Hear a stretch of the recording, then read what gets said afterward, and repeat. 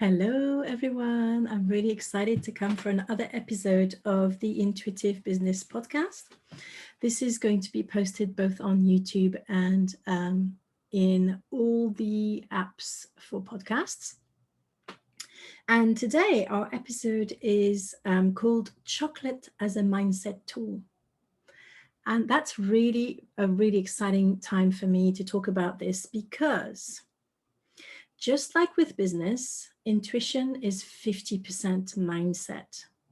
And the other 50% is learning to know how your intuition speaks to you and how to understand it. And of course, having the courage to act on it. So, mindset is really, really important on our intuitive journey in business. Also, because we're likely not to find too many people who are going to use their intuition in business. And for this reason, we might feel awkward or weird. And of course, the purpose of this podcast is that we would come to a tipping point where there'll be enough people who value their intuition in business that we don't have to feel like outsiders anymore. So let's talk about mindset.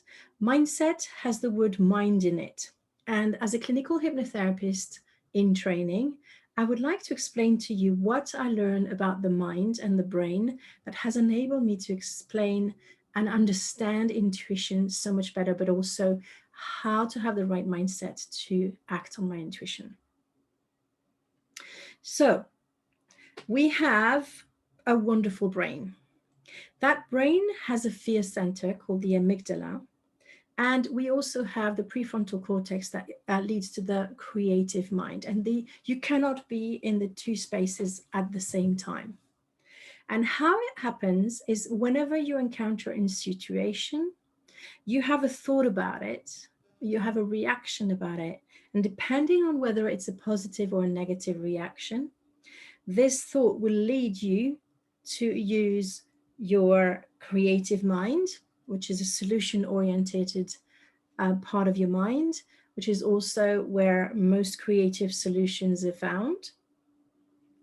And or if it's negative, it'll take you straight to your amygdala, to fear and worry, right? And that's perfectly normal. There's no judgment here. The brain has been conceived that way to protect you. But it's also where your stories and beliefs are formed. And the danger comes when we believe the stories that we have created over our experiences, and when we believe our own beliefs to be true, no matter what. Okay, because this is actually just conditioning, and I'm going to tell you a little bit how it happens. It's because the amygdala governs two. I think it's glands called the hippocampus and the hypothalamus. I call them the two hippos because I don't like these complicated words, even though I can say them. I think we should simplify things for everyone. So, the hypothalamus, I'm going to talk about it the first. And this is a crucial thing in hypnotherapy. And that's why clinical hypnotherapists can actually help a lot of people who have problems with digestion, fertility, sleep, fatigue, and all sorts of things. So the hypothalamus is the link between the nervous system and the endocrine system, which is basically what produces your hormones. And it does that via the pituitary gland. Can't even pronounce the name. So any input, sensory input, or any thoughts that you have that trigger that fear response will have an impact on your hunger levels, the temperature in your body, your heart rate, your digestion, your fertility, your sleep, your autonomic nervous system, your fatigue level of fatigue, and your attachment even. So in parenting, it's quite important. So that's one of the hippos. The other hippos that we're going to focus on is the hippocampus, which is a wonderful device that organizes your experience into your memory center to form stories and beliefs. It's here to make sense of life, right? So I never liked spiders. And this is also how phobias are created. I never liked spiders. And so one summer when I was 12 or 13, no, actually I was a little bit older than that, a spider bit me and I had a violent reaction to it because actually I'm allergic to insect bites generally. I react very, very strongly to it. And I had a massive allergic reaction to it. So of course, this experience reinforced my dislike of spiders into something that spiders are, you know, a threat to my health. That I seem to have managed this relatively okay, even though I just didn't want to be near a spider and I'd probably want to actually come out of a room with a spider. But what happened one summer is my little brother, who was with his best friend, we were spending some time together with my best friend. I was then, 18 or 19. I could drive. He was 16. And he always had a plastic spider in the country house where we used to spend some time that was pinned to the wall. And it was kind of scary, but I knew it was a plastic spider. So I was like, gross. I don't want to get in your room, but do what you want. However, his best friend had an idea to put a spider that looked exactly the same as his plastic spider into a box of matches. And at that time I smoked. My entire family smoked apart from my dad. And so I went to light a cigarette, opened the matchbox, saw the spider, and my first reflex was, oh, that's okay, it's my brother's plastic spider. But actually very shortly after that, the one of the leg moved, and then I just screamed to the top of my lungs, dropped the matchbox on the floor, and of course I was infuriated. But this reinforced, as you can see, my hippocampus went from not liking spiders to spiders cause discomfort and even threaten my health, to the level of phobia, spider phobia. And it's only when I trained in clinical hypnotherapy that I was able to disconnect or kind of soothe down my nervous system to the point when I'm okay with spiders. I still don't like them to crawl over me, but I won't scream anymore when I see a spider. So this is um, a very powerful tool that we have that helps us. The only problem with it is that your brain, your amygdala, is not able to make the difference between real danger and imagination. So we live in a society that is constantly bombarding us with fear, worry, sometimes that are unfounded. And so our amygdala take it all in, and it creates all these layers through the hippocampus of beliefs and filters that start to create the way we look at the world. It's almost like glasses. We look at the world through glasses, and it's a good thing because we have far too much sensory input and we wouldn't be able to process all of it. But the problem lies when we have unhelpful beliefs. And in terms of intuition, we have accumulated so many unhelpful beliefs from religion, from our parents, maybe from being scolded as children because we knew something that we weren't supposed to know or that didn't make sense to our parents, so they told us not to be silly. So it's something that happens automatically, and it's a protection mechanism, right? So when you're little, if you have a hot stove, you put your hand on it, it burns. The hippocampus equals hot plus hand equals pain, so it's bad. Okay, so hot stove is bad. That's a good thing. We don't want to keep, going and putting our hands on hot stoves and getting burned. That wouldn't be very pleasant. Right, but because it cannot filter between the imagination and the real danger, we are handed down a number of beliefs from our parents that actually might not be true. And we are definitely handed down a lot of unhelpful beliefs around intuition. So where was I with it? And the thing is, the amygdala needs to react in an instant. So it doesn't have time to rationalize, because if there is a saber-toothed tiger outside your cave, you don't want to be asking yourself, has it had breakfast? Because otherwise you become breakfast, okay? So your amygdala is going to send a rush of adrenaline to make you run, hide, pretend to be dead, or fawn. Okay, these are the four responses that are called a little bit different in the hypnotherapy world, but you get the idea. So far too much input means we have to filter, but we have to choose our filter. Once we get to adulthood, it is our job to question our filters, question the handed down beliefs that we got from our parents, society, our peers, because they are very strong. And the more you hear something, the more likely you're going to take it almost as granted if you don't question it. Now, let's get to the point of chocolate as a mindset tool. I'm going to share a little bit of my experience around chocolate and how it taught me lessons about unhelpful beliefs, but also how I ignored my intuition, even though it was spot on, because I had this belief that chocolate was bad. Okay. So I was raised by a woman who was on a permanent diet. Okay. My grandmother was also obsessed with being thin and with people being attracted to her and being attractive, let's put it more that way. And so when I turned 12, my mum took me to the GP, who said I had a risk of being obese.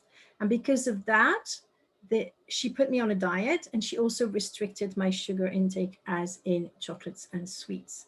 But the bad thing about it is that no one else in the family did it. And my siblings could eat anything they wanted. So this created two beliefs for me. I'm fat, which wasn't even true back then. And it's still not true today.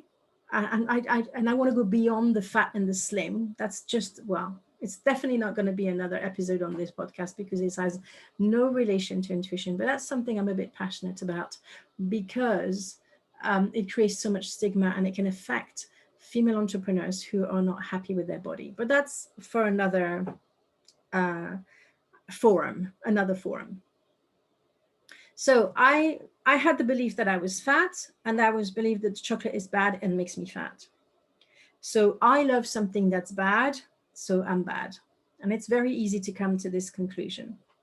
However, once I moved out of my house, my parents' house, my relationship with chocolate was quite good. I managed to step away from that diet mentality. I had chocolate when I wanted it, and I started loving dark chocolate instead of milk chocolate, which is definitely not very good for your health. But dark chocolate, even though it has sugar in it, the components of it, the ingredients that are in it, are actually exceed in oh gosh, this is not said right. I need to put better words. The benefits of chocolate far exceeds the sugar that's in it. Right, I've said it.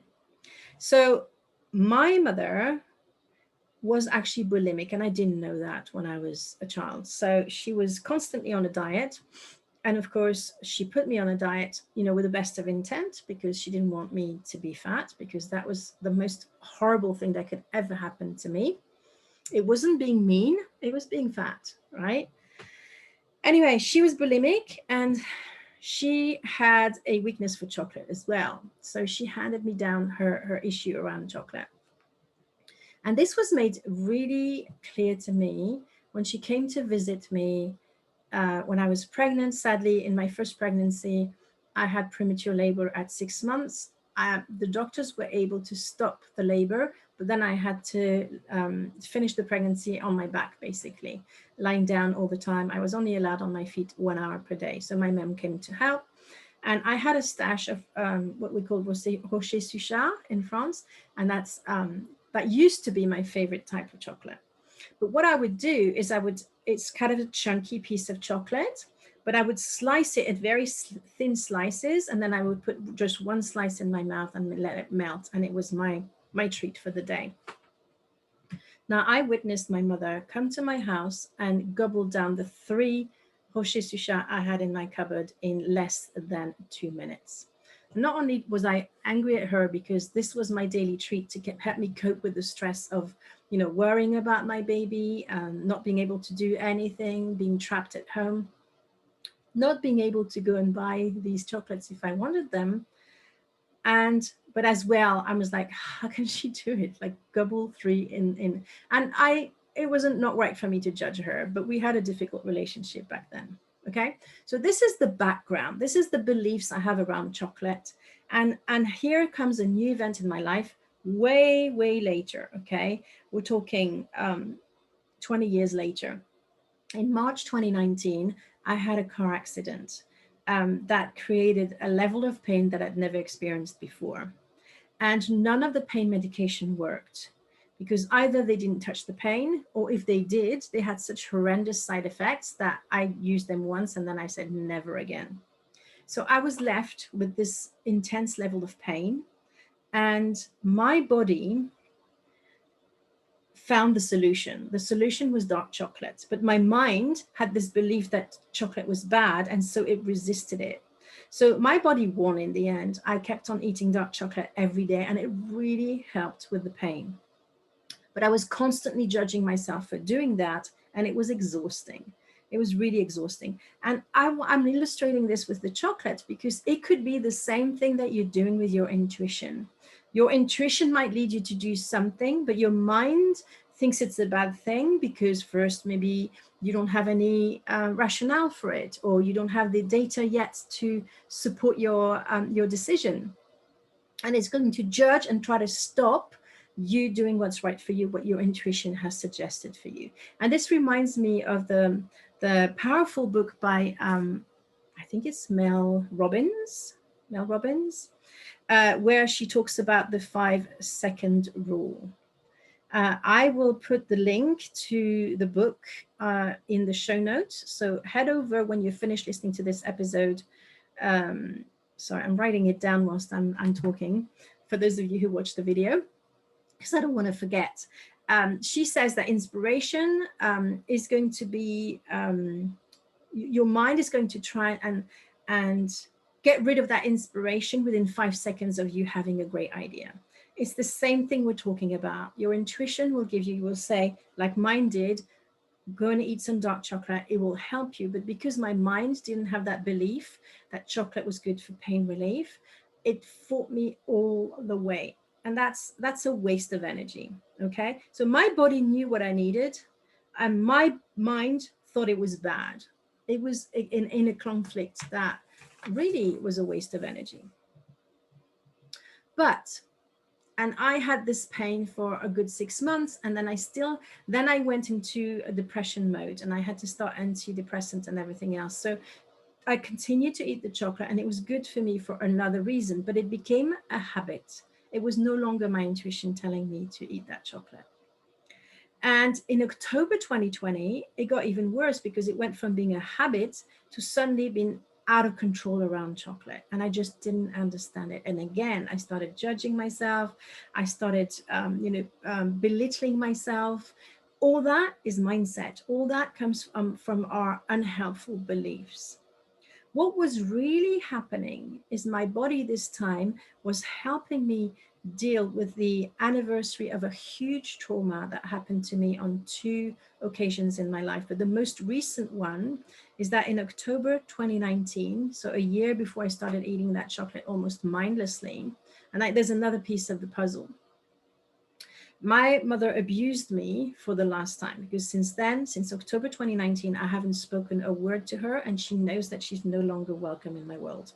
But I was still, I was suffering some incredible financial backlashes because of the car accident, because I hadn't been able to work in my business, and my business plummeted from me reaching my goals on my financial goals to suddenly hardly covering my costs.